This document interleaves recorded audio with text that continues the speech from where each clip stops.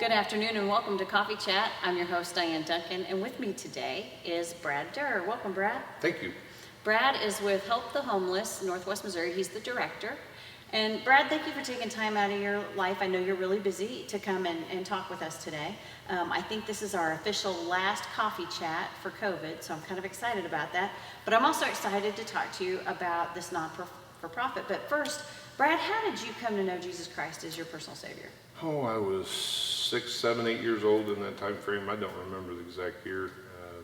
A friend of mine had just passed. We'd just come back from church camp at Chillicothe, and it was a real eye-opener to lose him.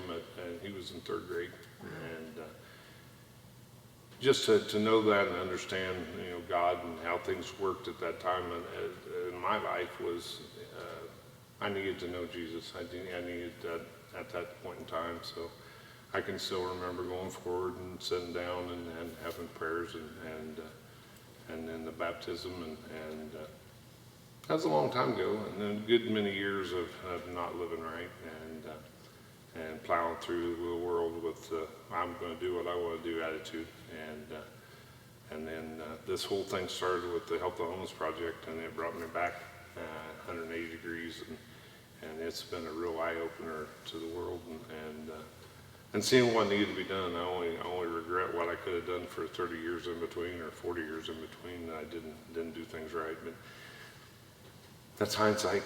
And I learned a lot of things. I think I learned a lot of things about the world that I'm able to handle what I deal with today.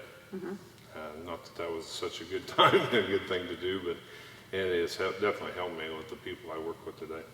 So how did you get this call to start this Help the Homeless? It was really strange. It started with 2 sons that have way too many clothing and too many coats, and 3 homes and 3 garages full of coats.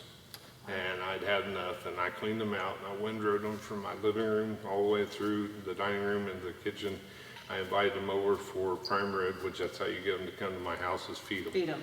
And they came over, and I told them all to choose what they wanted to keep. The rest of it was going to Goodwill. They each took a couple things out of it, and the rest of it loaded into 2 one-ton trucks, completely full. The beds cleared up to the top, back seats, and they were 4-seater, extended cabs.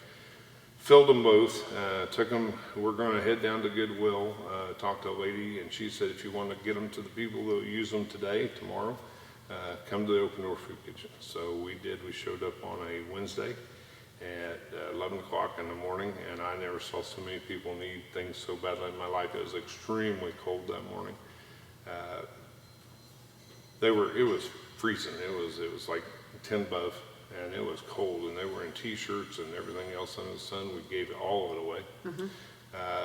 I got on Facebook that night, and I just made a smart comment that we had decided to do this, and we actually found out there's a pole inside the coat tree. We didn't know it was there before because we could never find it there, And if anybody had coats they wanted to get rid of and give to people that needed and didn't feel comfortable doing it themselves, that we would do that. So I made a post that night that we would take in any coats that people wanted to give that they didn't feel comfortable giving them to the homeless and the people in need, that we would do that for them. And within a week, we had 70 to 90 coats, a couple thousand in cash to buy hygiene kits. We were also buying soaps and feminine hygiene products and all sorts of stuff that we were giving away at that time.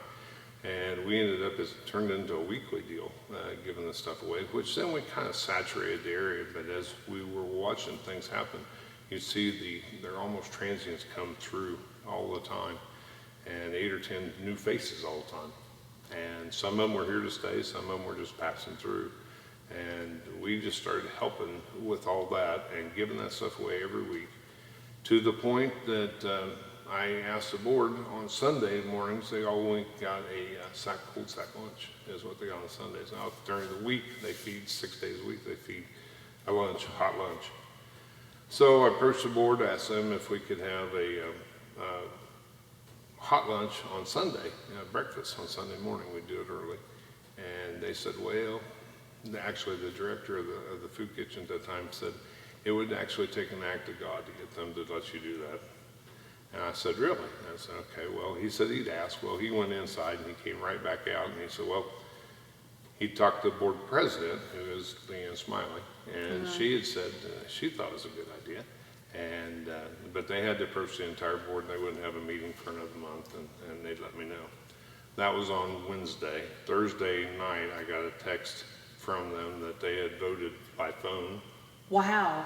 And that we could start whenever we wanted to. So you got your act of God. Yep, it was there. It And I was. said, well, that's why I told Dan.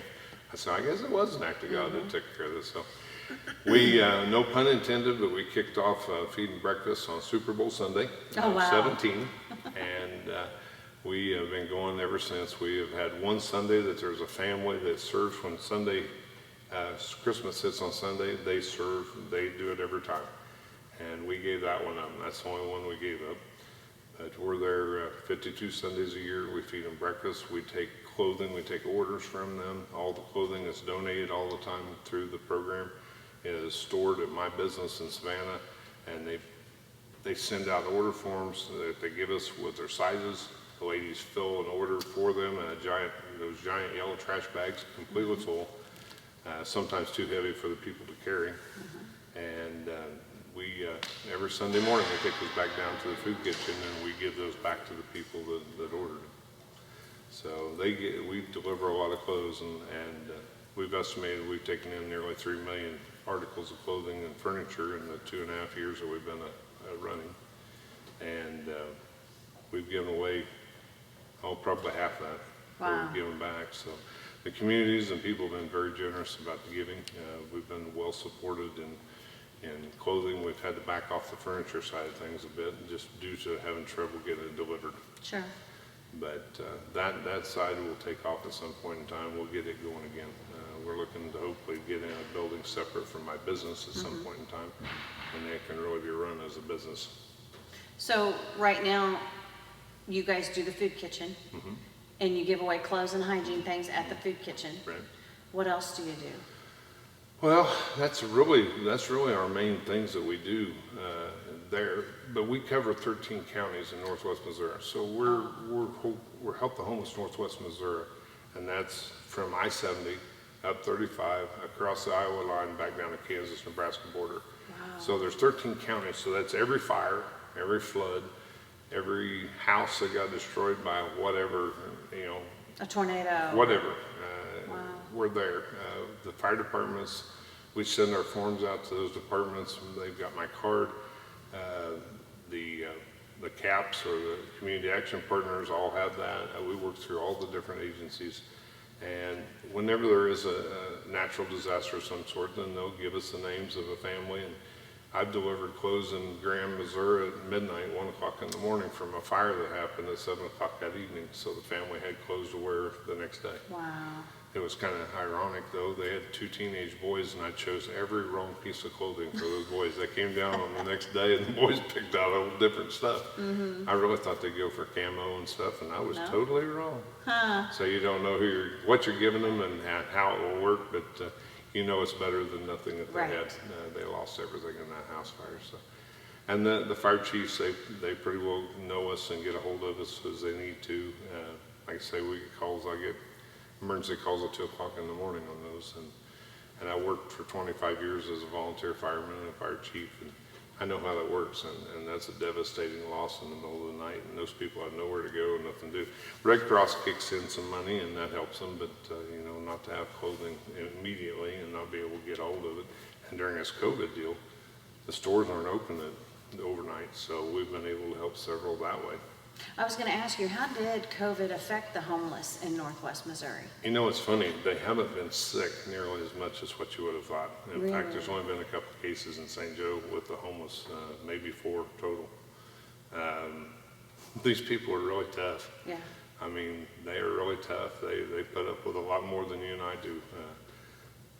My sons, as we stood there one Wednesday giving away coats and stuff, we stood there with furry hats and coats and gloves, and my youngest son got cold enough that his feet and hands were just freezing, and he had to get in the pickup and try to warm up. And he said as he sat there, two guys stood outside the door leaning on my truck and were looking inside at him sitting in the warm. And he said he could no longer sit there. He had to get out. Yeah. I mean, you wouldn't believe the heat and the pain and the cold that they can take. It's pretty phenomenal. So it doesn't surprise me that they don't get sick. When they get sick, they get really sick. I've seen one gentleman have 106 fever. That was 2 years ago, and he needed to go to the hospital. Never did go to the hospital. 2 weeks later, he's on his feet going. Wow. They're just tough. That's just crazy to me. It is. So we were sitting here talking, kind of just, getting to touch base, and you said that one of the biggest problems with the homeless right now is their mental health. Yep. And honestly, I think that's a problem for America, Yep. but that's another story. So how do the homeless handle mental health? They get help through different agencies. Northwest Health Services, since they opened downtown, has been a godsend to those folks, being able to get that help, that mental health to a point. They get medication. If they can get in and see someone, they'll get medication. During this whole COVID shutdown, though, they've not been able to see anybody. They're doing telehealth. So the folks haven't been getting the right medications, and so they will medicate, and they'll self-medicate with whatever they can get, and that happens far too often. And the mental health, I would rate, and I was asked this just the other day, I'd say 90 to 95% of the people I deal with, there's a mental health issue. And some of them, yes, there are some folks that that's their lifestyle, they just live that way. But the majority of them, there's an issue that's deeper than that causes this and makes them want to be there. I don't know if they want to be there or that's just where they're stuck at, but it's a never-ending cycle. They can't get out. It's like it goes round and round and round, and they don't ever be able to jump off. It's a merry-go-round that never ends. Sometimes we get them out. I've personally been involved with 12 that we've helped get into housing. 10 of those are still in the housing. That's They're awesome. still doing it. They're actually working, they're paying taxes, or they have a job. They're getting to a regular doctor and not having to go to Northwest or one of the free clinics to get help. So they're actually paying for their doctor services. They have insurance. They're really making it in life. Tickled to death for those folks. Oh, yeah. They want it out. You kind of watch for the ones that indicate to you that they want help, and that's the ones you really key in on. They're the easier ones. The ones that don't, that we've helped a few, that just veterans especially work through SSV. I've had a Kansas City, David Thomas down there, has been a godsend to me to work with. He wears veterans' hearts on his sleeve. That's the way he does, and he breathes it, lives it, and he helps a lot of people. But they're easier to get out of the system. They're easier to get help to, and they're the most wanting help. They just don't really want help. They've got a lot of issues, lots of problems, and you think you're helping them, but you're necessarily not. They're just going along with you at the time. But if you can get them off the street and get them cleaned up and give them a chance, then you hope that God will find a way to speak to them and maybe bring them out of it. You don't know that, but everyone we do, we hope that can happen. That's what we pray for daily, and doesn't always happen. We just keep going. You just keep doing it. So do you get a chance to pray with these individual people? Periodically, they'll ask for that, or we'll ask them. We've had groups, Cowboys for Christ, the group here from Grace, Sean Killen with the college-age students. There have been instances where someone needed prayer, or they asked for prayer, or they were asked if they would like to have prayer. And they'll sit down with them.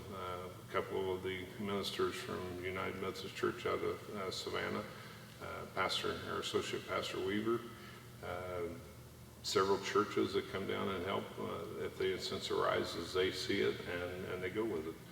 Yeah, it does happen. It doesn't happen every week, but some of those folks are almost scared to ask for prayer for what the rest of them will say or do. There's a lot of peer pressure. That whole group, that whole homeless group, there's a hierarchy amongst it, and there are leaders that run it. I did not Not know there always was a good. dynamic. Not always good. Okay. There's issues you'll hear about, stabbings and whatnots. And I learned right off the get-go when we first started this, the tent city, there was an instance that happened where a kid was asked to leave the area. He was asked to leave by the people that were in the area and refused, so he got beat up pretty good. And the next day, then when he refused to leave, then he was beat up far worse, and they used weapons at that point in time. And the third time he was asked to leave, they set his tent on fire with him in it. And he ended up in the hospital with some third-degree burns and whatnot. So it's a real deal. I mean, these are real people. There's not good people. It's not always good. There's good and bad. It's the same as it is in society. But there's some that take advantage of the folks. We have drug dealers that know when they get their checks, when they get their SSI, and they're there to deal. And it's not a good place to be. It's better if we could get them all off the street. If we could get them all out of that and producing and paying taxes and living, it would be way better than the way they're living right now. Right. I think they'd all welcome it if they could just see it. Well, but if they're not on the correct medicine, they aren't in the right They can't minds. see. Right.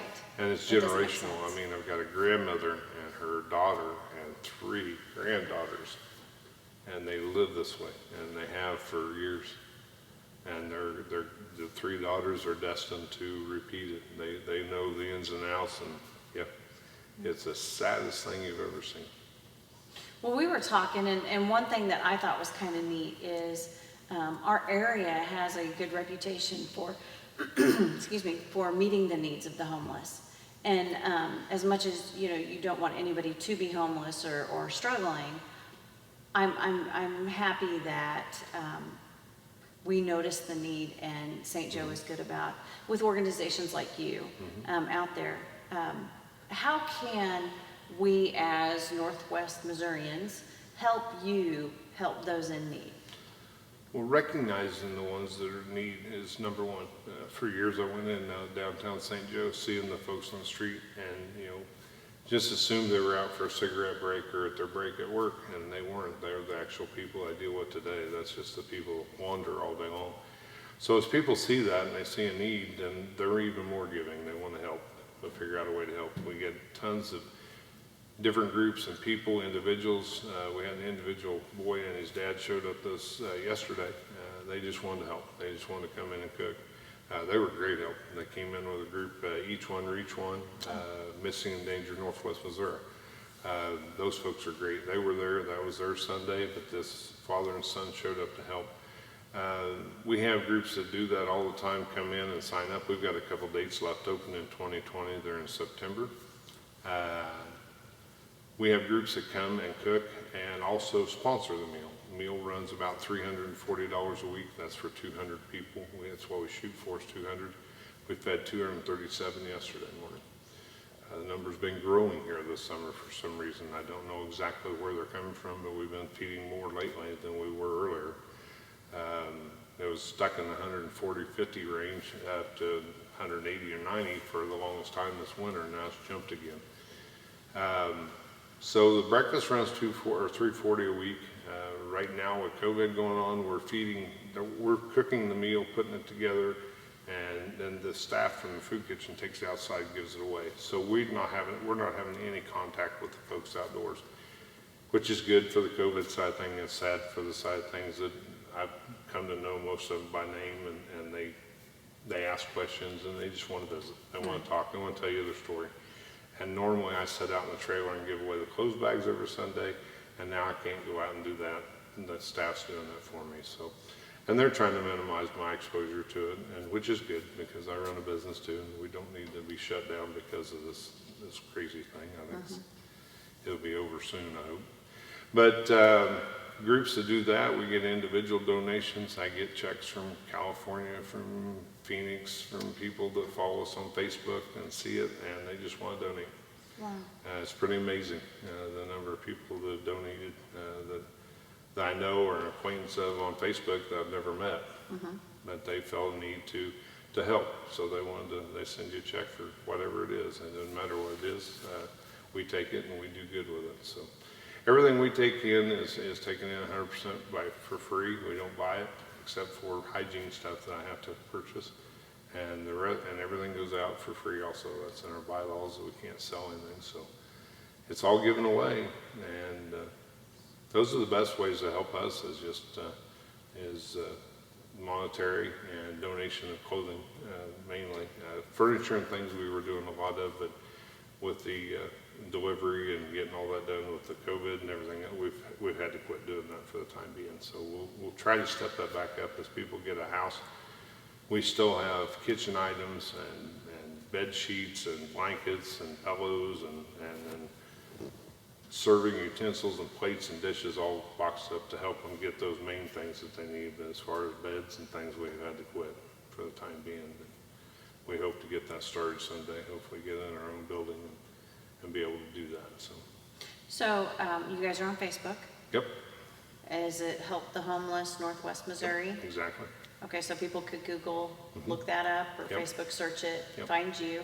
And if they'd like to give monetarily, They can mail the checks. We usually have it on there. It can be mailed to Help the Homeless Northwest Missouri or HTHNWMO, and just mail it to the business address that I'm at is 11001 Highway 71, Savannah, Missouri, and we'll get it and we'll help people with it. So. and if they have clothes, how do they get those to you? They usually bring those by and drop them off at the store where they're 6 days a week, 7:30 to 5 Monday through Friday, and 7:30 to noon on Saturday. So Derr clothes, equipment. yeah, Derr equipment. Inside. Clothing just shows up inside the front door. I'll hear plop at my desk, and I'll stick my head out the door, and somebody will be walking back to their vehicle, and they've dropped off 2 or 3 bags of clothes, and we get lots of stuff in all the time. It's every day. Nice. Well, Brad, I thank you for your time. Is there anything else you'd like to tell our watchers before we go? That's about it. That's what we do. We just give and hopefully help and change some lives. Well, I appreciate your time because I know you are a very busy man. This is like my 4th attempt at trying to get Brad here because he is so busy. So I really appreciate it. I appreciate what you guys are doing. I appreciate your message. Thank you so much for joining us. And thank you for joining us as well. And we'll see you at church on Sunday.